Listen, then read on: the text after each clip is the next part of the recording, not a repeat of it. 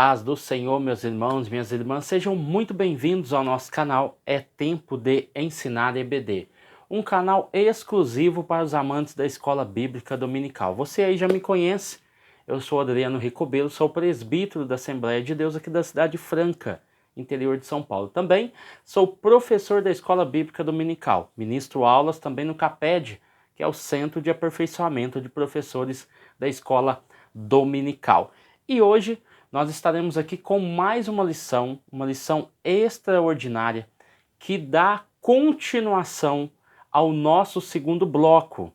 O nosso segundo bloco tem como objetivo a lição de número 2 e agora a lição de número 3. A lição de número 2 falou sobre o avivamento no Antigo Testamento e a lição de número 3 vai falar sobre o avivamento no Novo Testamento. Então, nós estamos aqui dentro desse bloco e você que não assistiu a aula sobre o sumário, eu vou deixar o link na descrição do vídeo. Vale muito a pena você conferir essa aula, porque lá eu divido as aulas em blocos, em assuntos que vão facilitar a sua compreensão da revista e vai facilitar tanto para coordenadores quanto para professores entender melhor essa dinâmica de assuntos e assim distribuir as suas aulas e ter uma maior efetividade nas suas aulas, ok? Então hoje nós vamos falar sobre o avivamento no Novo Testamento.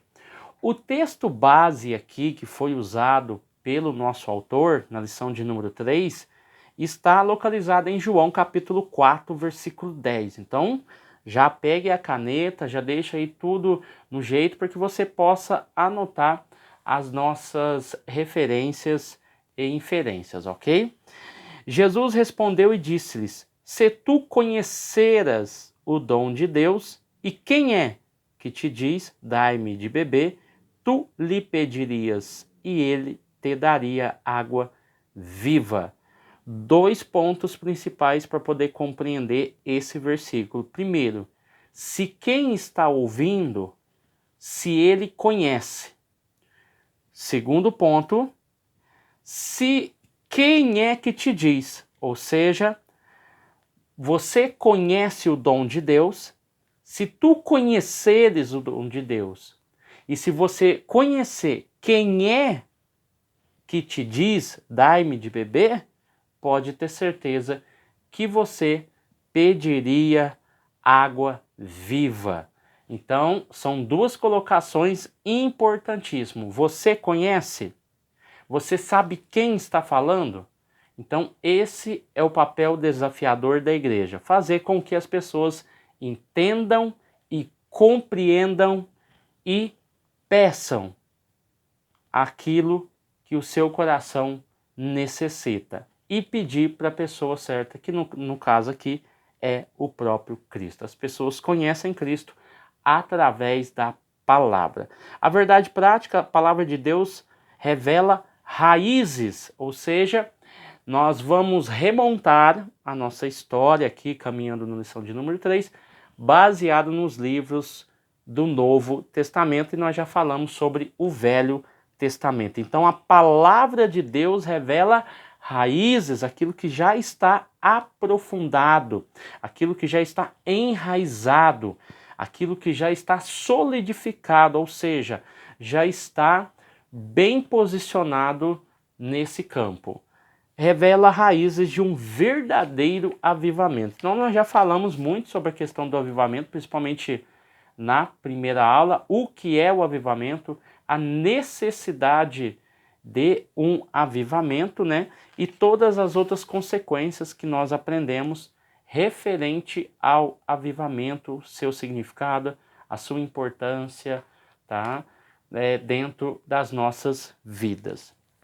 João capítulo 4, do 7 ao 15, é o texto que nós vamos ler aqui. Queria destacar algumas coisinhas. E veio uma mulher. Essa mulher vem buscar água no poço de Jacó. Jesus está ali, os irmãos conhecem a história. Só que nós temos uma iniciativa. A iniciativa não parte da mulher, a iniciativa parte do próprio Jesus, que lhe pede água. Quando ele faz esse pedido e toma essa iniciativa, nós temos no texto uma batalha sendo travada. E essa batalha é através de palavras, não é pela força, não é pela violência, mas pela palavra, ok? Então aqui no versículo 9, a mulher ela tem uma resposta grosseira, né? Como sendo tu judeus me pedes de beber a mim? É uma pergunta, é uma resposta grosseira, aliás, uma resposta grosseira à indagação feita por Jesus, a iniciativa feita por Jesus.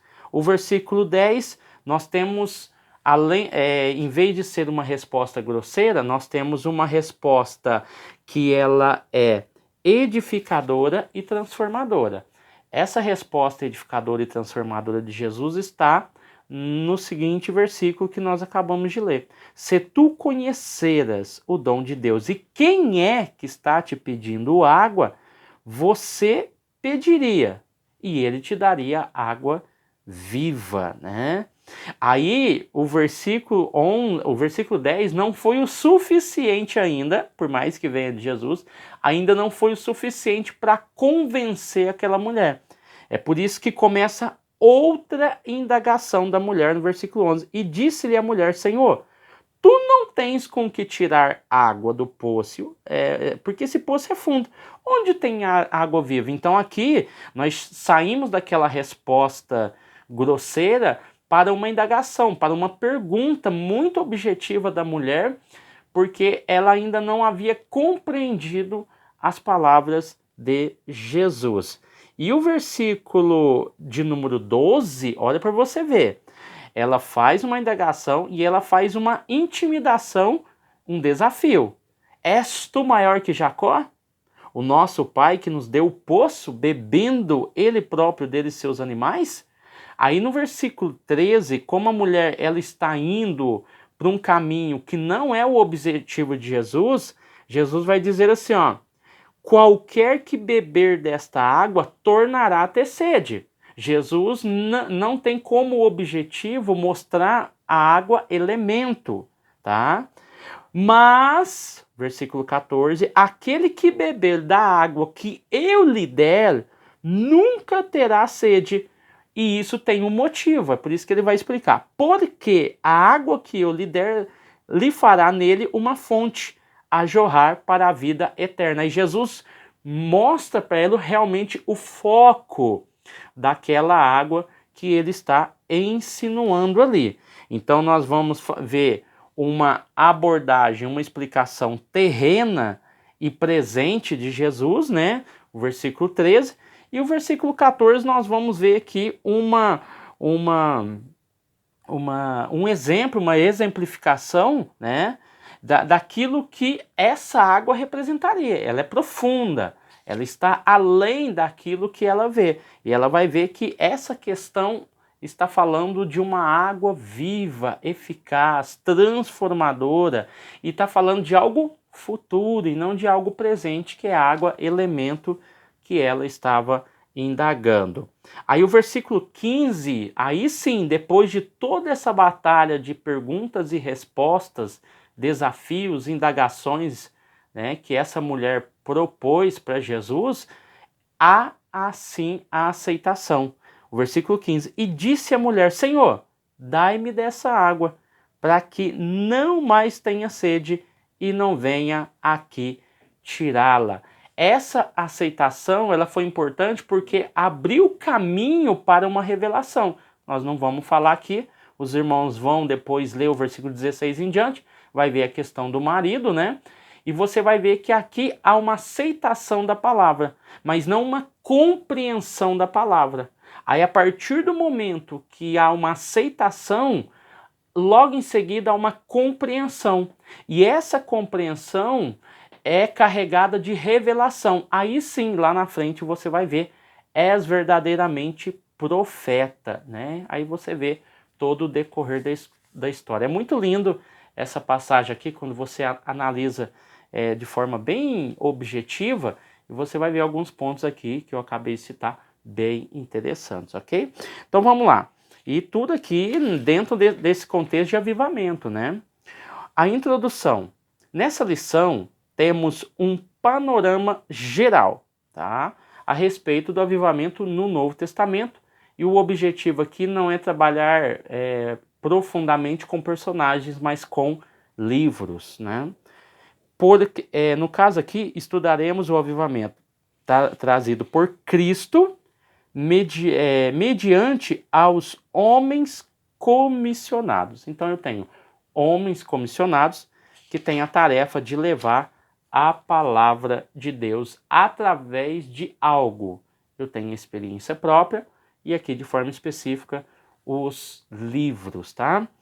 O tópico de número 1 vai falar sobre o avivamento nos evangelhos, né? Na lição passada, o autor usou um jargão bem interessante que avivamento serve como chuva seródia. E na Bíblia, chuva seródia é aquela que vem fora de época, fora de tempo, fora do seu momento específico de cair aquela chuva. Então, avivamento é isso. Ele não tem uma igreja específica, ele não tem um grupo específico, ele não tem uma época específica, ele não tem um ano específico, ele não tem um país específico, ele pode cair em qualquer momento, em qualquer lugar, em qualquer situação, ou seja, avivamento é como chuva seródia, tá bom? Vamos lá, o subtópico de número 1 vai falar sobre o avivamento em João. Aqui ele vai colocar algumas especificidades, principalmente a questão da data, 80 e 95 depois de Cristo, tá? Ele vai nos tratar aqui que o Evangelho de João não é comparado aos evangelhos sinóticos, tá? E ele vai tratar aqui João 4,14. Mas aquele que beber da água que eu lhe der nunca terá sede, porque a água que eu lhe der lhe fará nele uma fonte a jorrar para a vida eterna, que é o versículo que nós utilizamos, tá? Então você vai ver aqui que dentro desse capítulo ele expressa a ideia de que há um resumo da missão redentora de Jesus e que esse resumo da missão redentora de Jesus tem como objetivo fazer o quê? Preencher o vazio da alma do ser humano e também sanar as necessidades espirituais e também emocionais do ser humano, porque aquela mulher, o marido que ela tinha não era dela. Então a questão emocional, conjugal, estava muito debilitada daquela mulher. Então, até nisso, a palavra de Deus, ela age, ela não age somente no âmbito espiritual, acarreta as consequências, a questão familiar, a questão de relacionamentos, questão do trabalho, ou seja, o avivamento ele aborda todos os ambientes da nossa vida. E o texto, na verdade, o livro de João, ele tem temas teológicos bem definidos, né? Como cristologia, nós vamos ver soteriologia e nós vamos ver também eclesiologia, né? O papel do cristão como igreja, tá bom? Já que nós não temos templos específicos aqui nessa época, tá? Então vamos lá. Dentro dessa ideia, nós vamos ver que há uma revelação para a igreja, dentro dessa questão do avivamento. Deus tem uma revelação para a igreja, através dos livros. E uma mensagem de salvação para o mundo, através do quê? Dessa revelação que foi nos dada através dos livros que nós contemos na Bíblia. O subtópico de número 2 vai falar sobre o avivamento em Mateus. Aqui ele coloca, né, que foi escrito em 60 depois de Cristo, é considerado o evangelho do reino, né, ou o evangelho do rei. Expressões como reino dos céus, reino de Deus, aparecem de forma notória, tá? Aparecendo aí, como o autor mesmo diz, mais de 30 vezes. O propósito primário que o autor colocou aqui é revelar aos judeus e depois ao mundo, tá? Então, quando você olha esses temas de Mateus, você pode depois buscar alguma coisa nos seus livros, né? Acrescentar mais alguns pontos aqui.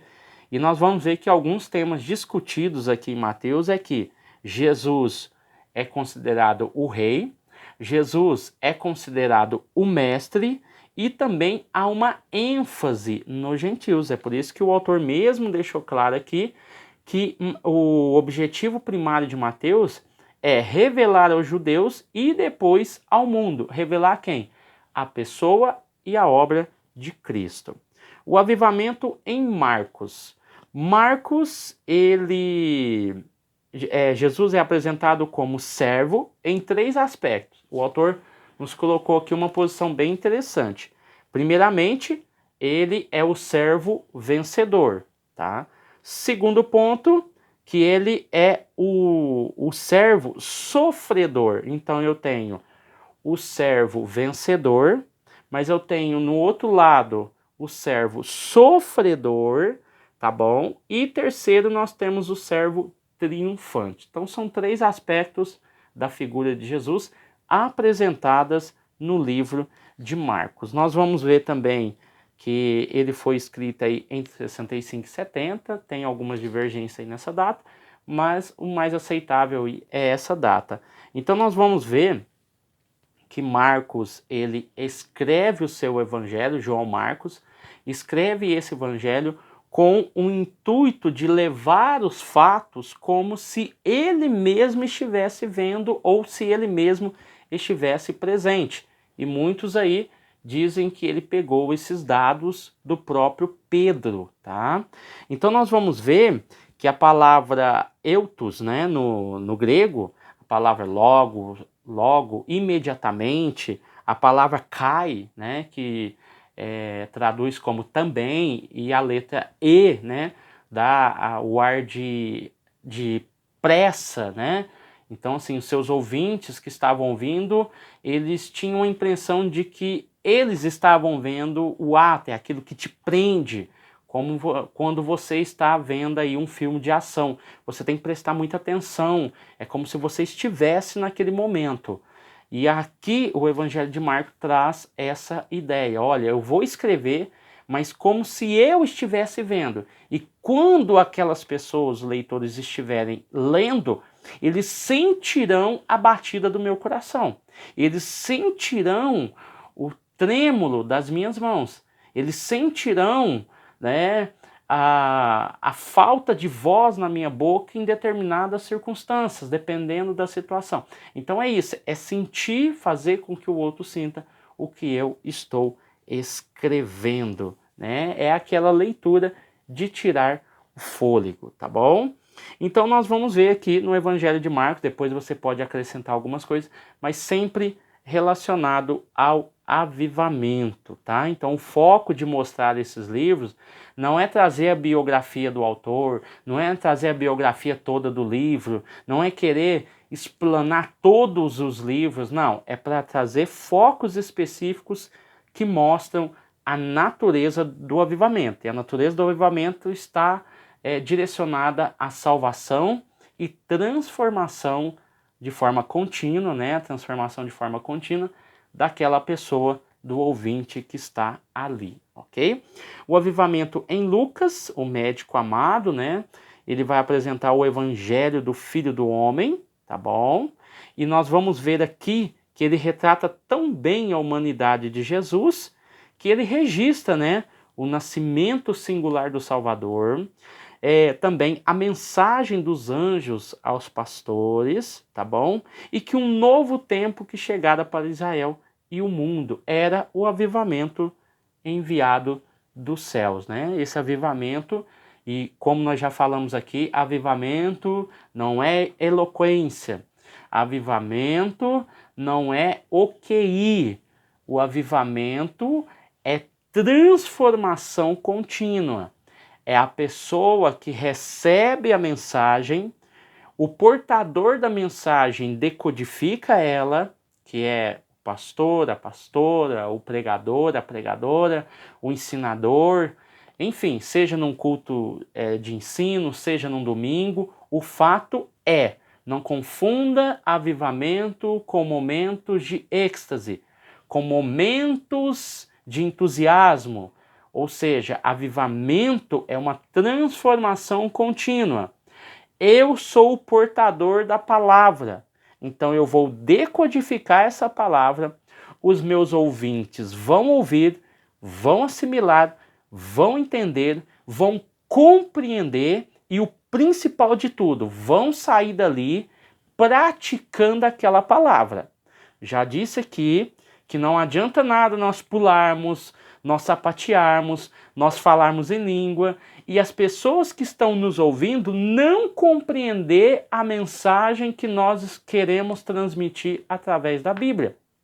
Aí a pessoa sai dali super eufórica, foi o melhor culto da minha vida, foi um culto abençoado, Deus falou, e no outro dia ela não lembra mais ou não coloca em prática tudo aquilo que ela ouviu, porque ela não conseguiu, não recebeu uma palavra decodificada. Pelo contrário, recebeu uma palavra toda atrapalhada, toda confusa e toda desorientada.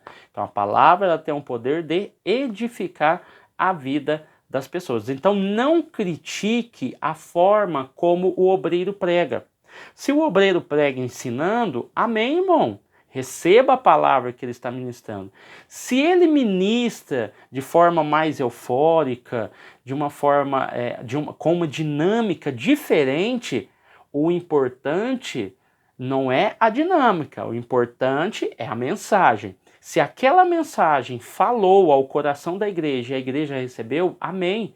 Não importa se vem de alguém que tem um estilo de pregação mais tranquila ou se é aquele que transmite a palavra com mais vivacidade, com mais dinâmica e às vezes cai mais no gosto do povo do que aquele que é mais retraído em expressar as suas emoções, tá bom? Então, vamos tomar um pouquinho de cuidado, vamos valorizar a palavra que está sendo ministrada. Sair daquele culto, sair daquele momento dizendo assim, que palavra abençoada que o Senhor nos proporcionou. Então é isso, é avivamento, tá bom?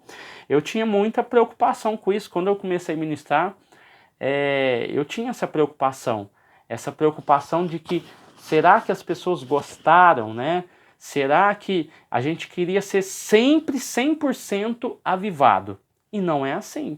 Deus pode me usar de maneira mais avivada, mas hoje eu me preocupo mais com a transmissão do que com a locução. Eu me preocupo mais com a transmissão da palavra do que com a dinâmica. Se eu vou pular, se eu vou saltar, se eu vou... Enfim, eu me preocupo se as pessoas vão sair dali realmente edificadas, ok? Então vamos lá. Então Lucas, ele é mais literário, é o evangelho dos hinos. Logo nos 2 primeiros capítulos nós já vamos ver 4 hinos ali, tá? É o evangelho das mulheres, é um evangelho inclusivo, tá? Que inclui as mulheres no cenário, né? Dos evangelhos. Também é o evangelho das orações, é o evangelho para os gentios, tá bom? Até pelo fato do seu chamado e do seu objetivo, né? Que é escrever e mostrar para Teófilo. E ele também é o evangelho do Salvador universal, tá bom? Então você vai ver tudo isso no evangelho de Lucas. Vamos lá, tópico de número 2, o avivamento no Atos dos Apóstolos.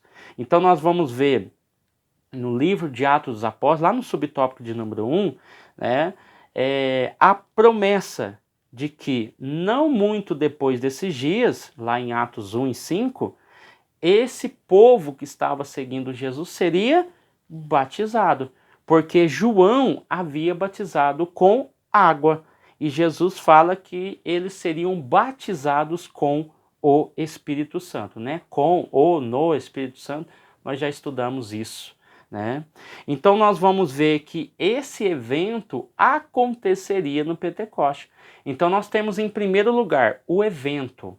Então essa marca do batismo, essa marca do avivamento, ele aconteceu em um período, em um momento que eles não esperavam, né? Eles estavam esperando em um ambiente, mas não sabiam o momento em que ia acontecer, né? Tinha muita gente naquele cenáculo, naquela casa. E você vai ver que Deus escolheu um evento, e esse evento era o evento de Pentecostes. Nós temos o ambiente aonde tudo começou, que era a casa, onde estavam reunidos quase 120 pessoas, e nós vamos ver o público desse evento, que estava em torno dessa casa. Esse público eram povos de várias nações e regiões do mundo, tá? Então isso foi muito importante para que o crescimento do cristianismo não morresse ali no nascedouro, tá? Então você vai ver que Deus usa momentos. Nós falamos muito sobre as pré-condições, né, do avivamento, que na sua grande maioria esses avivamentos acontecem depois de grandes tragédias, de grandes catástrofes, como guerras, como perseguições, né, como a desvalorização da palavra. Isso aconteceu aí, se nós fôssemos falar hoje, voltar na história, inúmeras formas de avivamento que aconteceu em vários momentos da história, em vários países, e cada um teve a sua importância. E, no caso, nós trabalhamos com as pré-crises, né, nas outras aulas, e aqui, no dia do Pentecostes, foi o contrário. Foi um momento de alegria, foi um momento de entusiasmo, um momento em que as nações estavam ali reunidas em Jerusalém, né, esses originários judeus que estavam em todo o mundo, judeus e não judeus, mas pessoas que compartilhavam da mesma fé judaica, estavam ali reunidas para a festa do Pentecostes. Então Deus usou um momento de alegria para transformar esse momento em um momento marcante na história, tá bom? Vamos lá. O subtópico de número 2, a descida do Espírito Santo. Então nós vamos ver que essa descida é o cumprimento, tá? O cumprimento da promessa de Deus feita em Joel, tá? E nós vamos ver que tem um antecessor, né, que quando Jesus fala para eles aqui, Atos capítulo 1, versículo 5, que nós já falamos, Jesus já havia previsto, falado de antemão o que iria acontecer, e no dia de Pentecostes realmente esse evento acontece. Então, antes da chegada do Espírito Santo, nosso Senhor reuniu os discípulos e deu a grande comissão.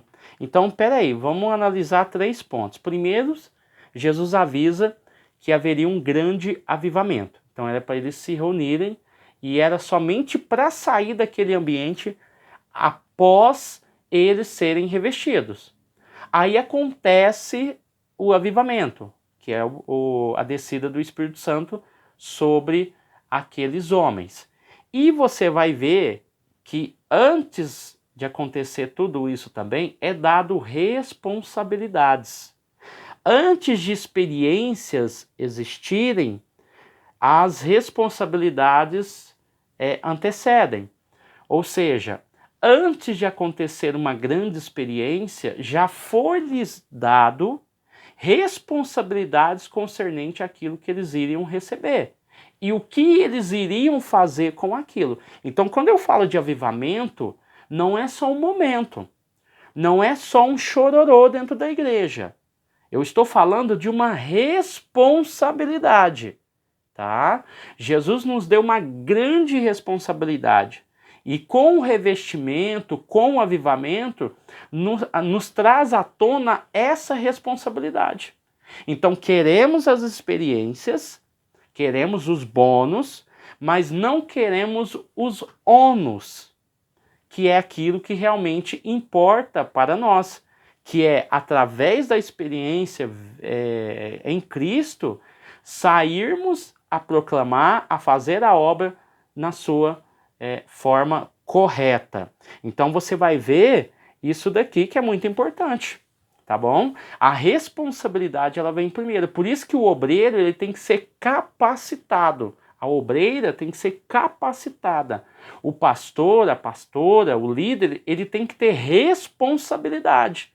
Porque trabalhar com o avivamento, e isso envolve aí dons espirituais, envolve o fruto do Espírito, envolve liderança, envolve tudo. Então, qual é a responsabilidade que eu vou ter com esses dons? Qual é a responsabilidade que eu vou ter com esse avivamento? Senão daqui uns dias eu estarei desvalorizando e não estarei atendendo a grande comissão que Deus colocou no meu coração, de forma individual, e no coração da igreja. Porque é uma igreja que tem todos os dons, mas não tem responsabilidade. Aí nós vamos ficar igual a igreja de Corinto. Uma igreja que tinha todos os dons, mas ficava lá brigando quem era o mais favorito, quem era o pregador mais favorito da igreja. Uns é de Paulo, outro... Então, aí ficaremos igual a igreja de Corinto, entendeu? Não entendendo a grande responsabilidade que o grande poder de Deus, através do avivamento, exerce sobre nossas vidas, tá bom? Então, vale a pena aí você refletir um pouco mais sobre isso, tá bom? O tópico de número 3 vai falar sobre o avivamento nas epístolas e no Apocalipse. Dentro da questão da epístola, ele usou como exemplo, né, o apóstolo Paulo, que de perseguidor se tornou pregador. Então, esse é o poder do avivamento, é o poder transformador e contínuo da obra e do poder de Deus. Então, não é apenas um perseguidor, ele não vai viver a vida toda sendo perseguidor. O poder da palavra, ela tem a capacidade suficiente de transformar um perseguidor em um pregador. Então, aqui nós vamos ver que, além dele ser chamado de pregador, apóstolo, ele também era chamado de doutor, ou o conheciam como um doutor. Por quê? O conhecimento adquirido fez com que ele ganhasse importância dentro da igreja, através dos irmãos. E com isso, ele escreveu 13 cartas entre igrejas e pessoas, tá? Então, a mesma importância que tinha a igreja de Corinto, por exemplo, né, que hoje nós sabemos que existe 3 cartas para a igreja de Corinto, né, você vai ver que um escravo também tinha importância para Paulo. E ele faz questão de escrever uma carta por causa de um escravo. Tá? Então nós temos que parar para analisar isso, né? A preferência não é só a igreja, porque lá tem 50, lá tem 100, lá tem 30, 20 mil. Não, um escravo é importante para Paulo. E ele faz questão de usar a sua autoridade, o seu tempo, tá? A sua influência e a sua missão que foi dada a ele de pegar a pena e de escrever uma carta, redigir um texto e enviar para que aquele escravo não fosse subjugado pelo seu senhor de forma cruel. Então, olha o amor que ele tem por uma pessoa. Mas é o mesmo amor também que ele reflete para a igreja. E esse amor da igreja reflete em apenas uma pessoa. Então, cabe aí uma análise mais profunda também, tá bom? Então, vamos lá. Ele usa temas como a justificação pela fé, que no caso aqui é central na fé cristã, a justificação pela fé e não pelas obras, tá? A transformação do corpo por ocasião da volta de Jesus. Então, se a justificação pela fé é o tema central do cristianismo, nós vamos ver que essa transformação, ela é o quê? Uma esperança cristã, tá? Então é um tema muito requisitado nas epístolas, essa transformação.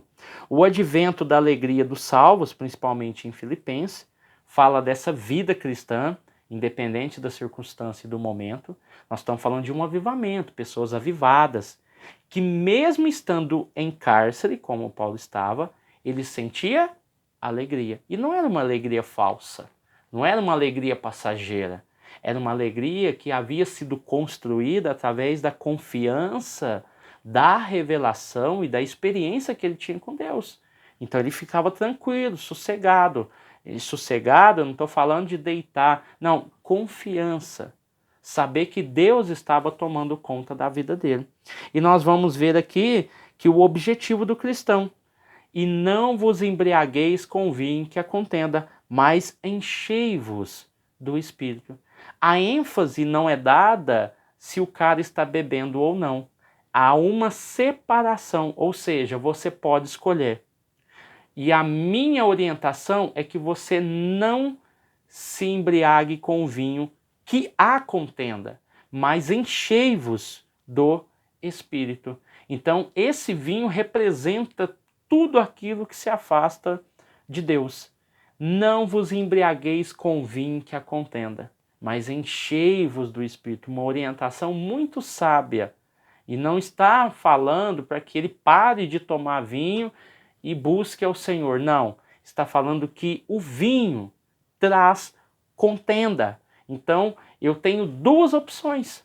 Você quer viver uma vida de alegria passageira? Então continue com o seu vinho, continue com a sua vida, continue com as suas coisas. Mas se você se encher do Espírito, pode ter certeza que a sua vida vai ser mudada. Então é você que escolhe. Se você quer viver uma vida cheia de vinho em que há contenda, ou você quer ser cheio do Espírito Santo. Então nós não estamos falando de momentos de alegria, de êxtase, nós não estamos falando de momentos de euforia, nós não estamos falando de momentos de entusiasmo, mas de algo maior, de algo contínuo e transformador, que é o avivamento, é a palavra, é o que eu sou, é o que eu represento dentro de casa, é o que eu represento na igreja, é o que eu represento no meu trabalho, é o que eu faço.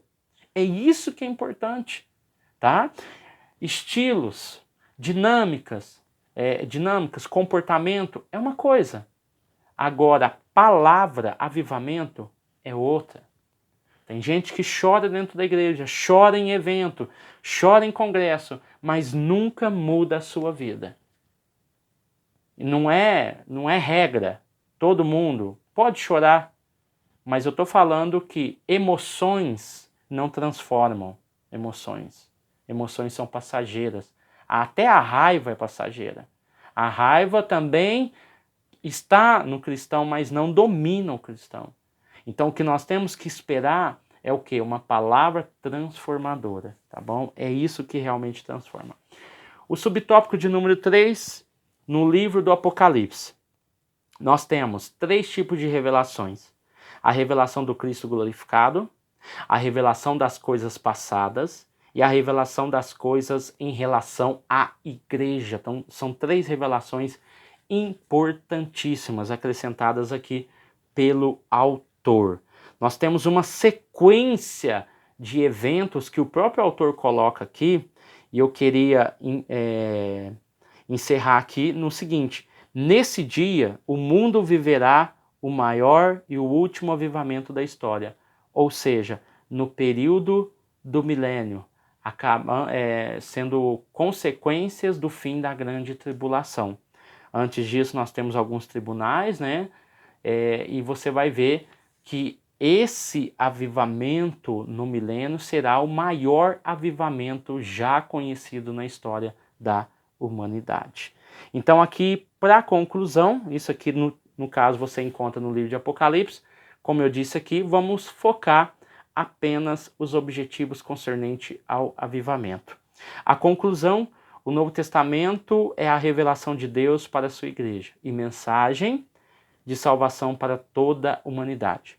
No geral, o Novo Testamento revela o plano de Deus para o mundo, bem como as suas diretrizes para que a igreja exerça de maneira avivada a sua missão na terra. Olha para você ver, são diretrizes para que a igreja exerça de maneira avivada a sua missão na igreja. Então, o avivamento está em todos os aspectos da nossa vida eclesiástica, na nossa palavra, no nosso louvor, no nosso exercício de pastorado, no nosso exercício de presbitério, diaconato, cooperador, não importa, liderança de jovens, adolescentes, crianças, irmãs do círculo de oração, de irmãos, enfim, não importa, mas que esse